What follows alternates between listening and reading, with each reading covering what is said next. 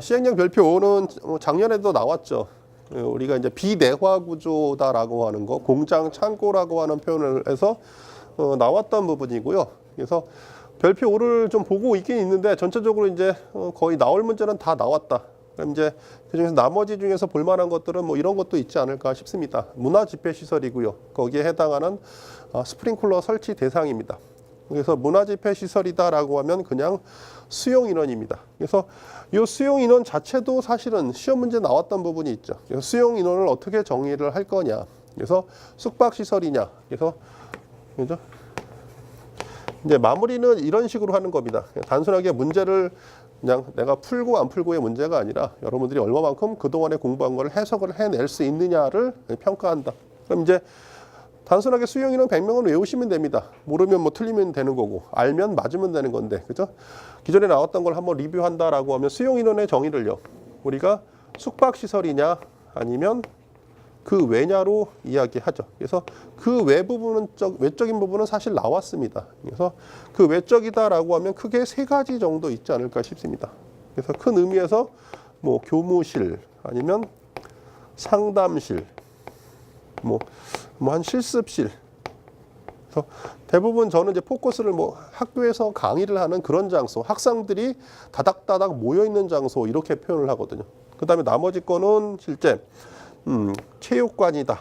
큰 의미에서. 그래서 체육관이다라고 하면 의자가 어떤 형태로 의자가 있거나 아니면 없거나 아니면 의자의 형태가 나눠지죠.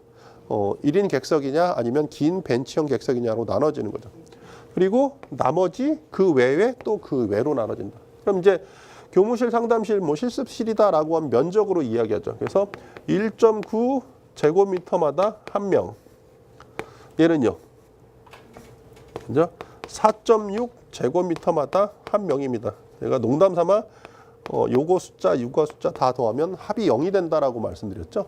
이렇게 표현한 19 더해도 0이고요. 46 더해도 0입니다. 그래서 저는 그렇게 외웠던 거 기억나고요. 그 다음에 이제 의자가 있다라고 하면 당연히 의자 수로 하겠죠. 그리고 이제 의자 말고도 이제 일자형이죠. 일체형의 의자가 있다라고 하면 45cm마다 한 명.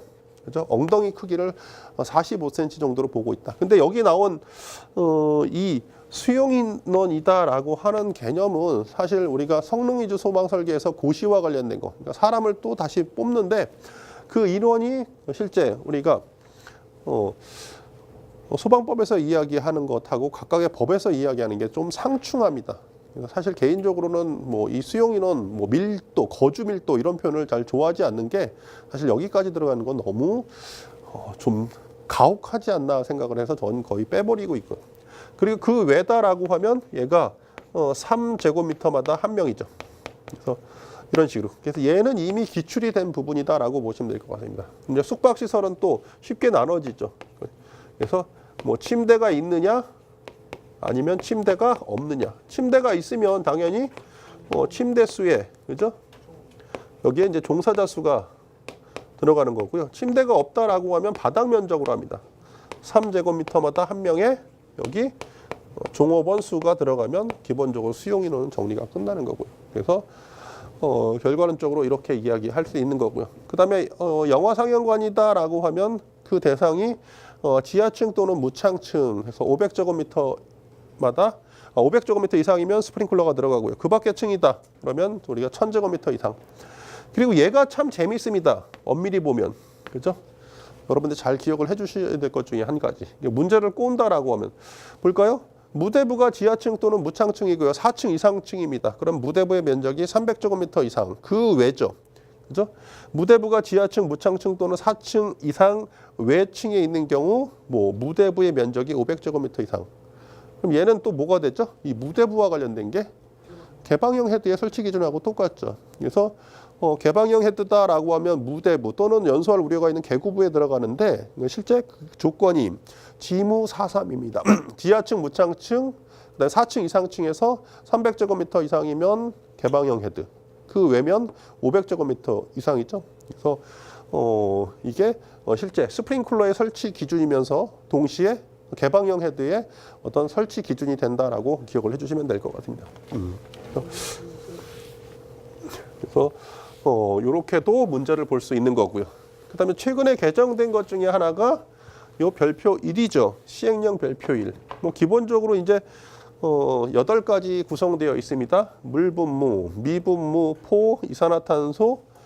최근에 개정된 거는 요 5번 할로겐 화합물에서 이제 할론으로 바뀌었고요.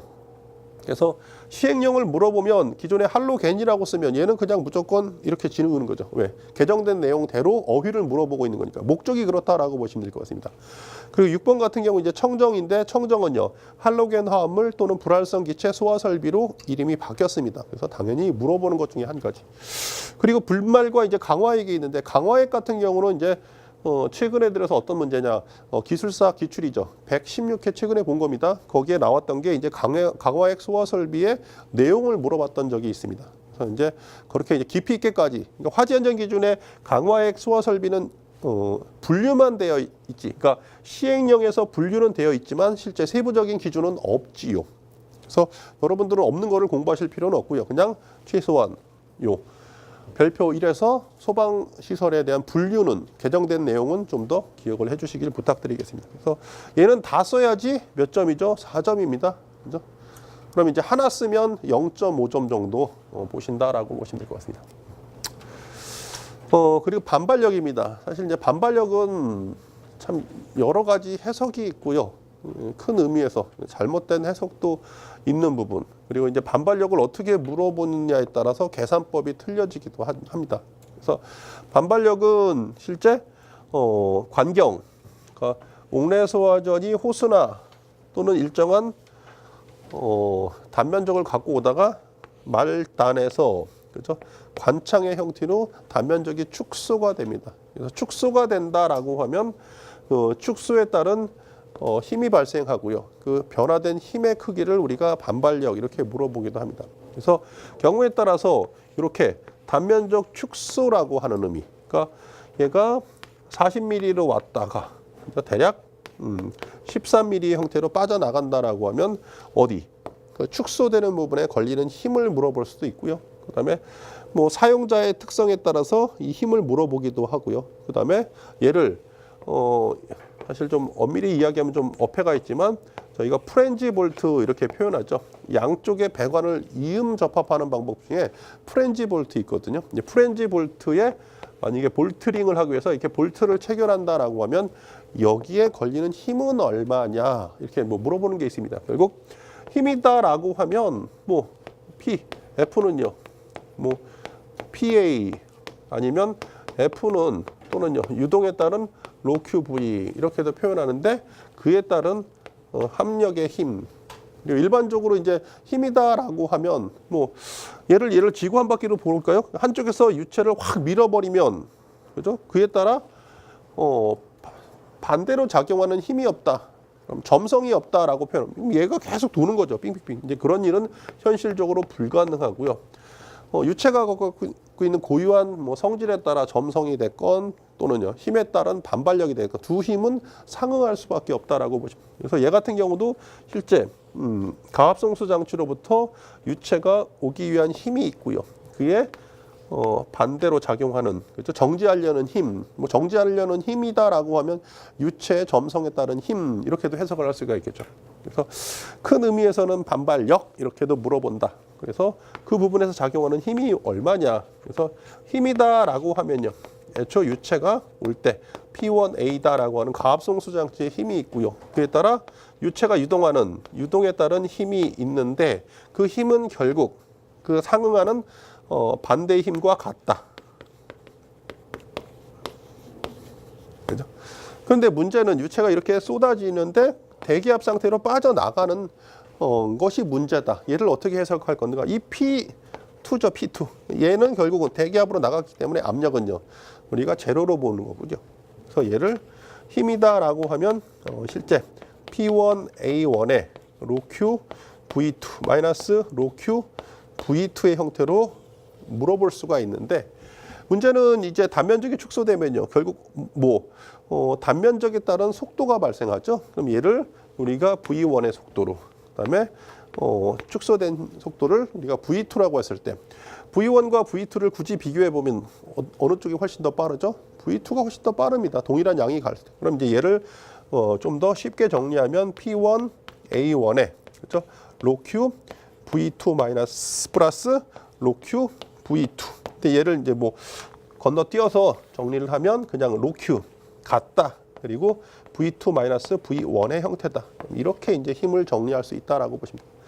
그래서 경우에 따라서는 그죠? 이 힘을 단순하게 그냥 로Q V 또는 얘를 로Q V2 마이너스 V1으로 보는데 사실은 처음에 애초 힘이 그래서 여기까지 있는 거는 크게 무리가 없고요. 만약에 최초 여기에 주는 힘이 없는 상태에서 로Q V 유동에 따른 힘만 해석하면 얘는 약간 오류 있지 않을까 싶습니다. 그래서 이런 의미로 해석을 해주면 될 것 같고요. 그럼 이제 볼까요? 단위 P1A1이다. 그럼 어떻게 되죠? 뉴턴의 메다 제곱 압력의 단면적 하니까 결국 힘은요. 뉴턴의 단위가 나오는 거고요. 나머지 거 로큐V도 결국은 뉴턴이다라고 보시면 될 것 같습니다. 나머지 것들을 해석을 하는 거는 없지요. 그냥 뭐 연속 방정식으로 정리하면 끝이다라고 보시면 될 것 같습니다. 그래서 반발력 자체 공식은요. F는 P1A1의 로큐 V2-V1이고요. 우리가 원하는 거, 우리가 알아야 될 거는 뭐죠? P1은 애초 줬지요. 배관 내 압력이 250kPa이다. 단면적도 줬고요. 이런 경우 관경을 줍니다. 관경을 줬다라고 하면 단면적을 준 거고요. 다만 이제 유량도 줬기 때문에 우리가 뭘 필요로 하죠? V2하고 V1을 찾아야 됩니다. 그럼 이제 V를 찾기 위한 공식은요. 4분의 그렇죠? 4Q의 파이 D. 그렇죠? 공식 하나 집어넣으면서 빨리 푸는 형태다. 그래서 V2 찾고요. V1 4Q의 파이 D 1의 제곱 넣어서 정리하시면 뭐 끝 있지 않을까 싶습니다. 이 정도 형태도 보실 수가 있고요. 시간적으로 그렇다. 그다음에 이제 ADD, RDD입니다. 단순하게 이제 계산 문제로 넘어가기 전에 기본은 정리를 해주셔야 됩니다. 그리고 이제 여러분들이 공부하신 거를 이제 물어보는 거는 여러분들이 단순하게 뭘까요? 헤드 한 개, 그러니까 헤드 한 개에서 쏟아지는 이 물의 양을 저희가 80 LPM이다 이렇게 합니다. 그럼 이제 이 의미가 뭔지를 공부하지 않으셨죠? 이제 그걸 딱 한번 물어보는 게 이 ADD, RDD에서 물어봅니다. 이 80 LPM의 의미가 뭐냐? 그럼 이게 쏟아지면 불은 꺼지느냐? 고민 안 하셨습니다. 그냥 무조건 외우기를 바빴으니까. 근데 실제 우리가 스프링클러를 조금 더 고민한다라고 하면요. 이 ADD, RDD 그리고 얘가 만약에 뿌려진다라고 하면 그 면적에 따라 뿌려지는 양이겠죠. 그래서 결국은 뭐가 나오느냐? 단위가 LPM의 그렇죠? 제곱미터, 즉 살수 밀도가 나온다라고 보시면 될 것 같습니다. 그래서 우리가 이제 일반적으로 80 LPM 적용하고 있는 거는 어떤 살수 밀도? 이만큼 뿌려지면 불은 끌 수 있다라고 하는 살수 밀도로 이야기하는 거죠. 그래서 밀도다라고 하면 ADD, RDD입니다. 뭐 굳이 영어로 뭐 actually하고 required를 뭐 아실 필요는 없을 것 같고요. 그냥 ADD, RDD 써주시면 될 것 같고요. ADD 말 그대로 actual 실제 살수 밀도를 이야기하는 거고요. RDD는 필요 살수 밀도다. 그럼 이제 우리가 80 LPM이다라고 하면 어떤 살수 밀도? 실제 불을 끄기 위해 화재를 진압하기 위한 살수 밀도가 되는 거죠. 헤드에서 이렇게 방사가 된다라고 해서 가연물에 쏟아지는 가연물 위에 도착하는 물의 양은요. 모릅니다. 그래서 실제 가연물에 도달하는 양을 우리는 ADD 이렇게 표현하고요. 얘를 이제 계산 문제로 푼다라고 해도 ADD를 물어보지는 절대 않을 거다라고 하는 거예요. 얘는 조건에서 줘야 됩니다. 몇 % 정도만 도달할 거다. 계산할 수가 없거든요. 그래서 계산법이다라고 하면 굳이 얘 정도만 계산해주면 되는 거죠. 얘도 이제 결국은 어떻게? 이 면적이다라고 하면 이제 바닥 면적이 들어가는 거고요. 이 바닥 면적까지 깊이 들어가면 이 면적을 어떻게? 이 면적이다라고 하면 헤드가 하나가 이렇게 적시는 게 아니라 정원형의 형태가 아니라 실제 헤드를 어떻게 접목시키죠? 얘를 그렇죠? 그림이 좀 엉성하지만 S 정 사각형의 형태로밖에 만들 수가 없고요. 즉 헤드 사이의 거리, 즉 S가 나오고요. S 가로 곱하기 가로니까 그에 따른 면적이 나옵니다. 사실은 이렇게 계산하는 게 맞지요. 이것이 안 되면 조건에서 지문에서 주던가 일반적으로 이런 계산법을 쓰지 않는다. 그럼 단순하게 이제 우리가 쉽게 계산하는 방법은 가로와 세로를 주고 그냥 그에 따른 살수 밀도. 그럼 살수 밀도다라고 하면 바닥 면적 그냥 줄 수가 있고요. 가로 곱하기 얼마의 바닥 면적에 얘 같은 경우는 80 LPM이 아니죠. 얘는 뭐로 기준 개수를 주는 거죠.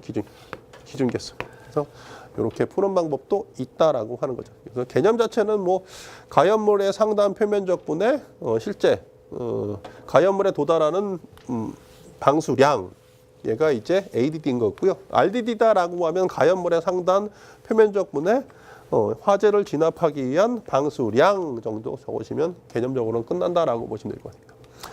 그래서 공부가 여기서 끝나면 땡큐 하고요. 그죠? 공부가 자꾸 여기로 들어오면 누가 힘들어지죠? 여러분들이 힘들어집니다. 말씀드렸던 것듯이 소망에서 공부로 끝내다가요. 한이 없다라고 보시면 됩니다. 그리고 혹여나 이제 얘를 가지고 이제 그래프를 그린다. 그럼 이제 형태가 이렇게 되는 거죠. 떨어지는 건 뭐가 떨어지죠? 둘 중에 떨어지는 거는 실제 가연물에 도달하는 양이 떨어집니다. 왜 그럴까요? 화재가 커지죠. 시간이 지날수록 화재의 형태는 커집니다. 플럼이다. 그러니까 그로 인해 발생하는 연기, 화염 이런 것들은 커질 수밖에 없고요. 결과론적으로 커지면 실제 가연물에 도달하는 물의 양은 떨어질 수밖에 없고요. 그리고 소화를 위해서 필요한 물의 양은요. 점점점 커질 수밖에 없는 거죠. 그래서 이런 형태의 그래프가 나오고요. 여기 교차점까지가 우리가 소화를 이룰 수가 있는 교차점이 된다라고 보시면 될 것 같아요. 이 지점을 넘어가게 되면 당연히 소화 불능 또는 소화 실패의 개념이다. 그럼 이제 이렇게 세로축으로 난 건 얘가 결국은 의미하고자 하는 바는요.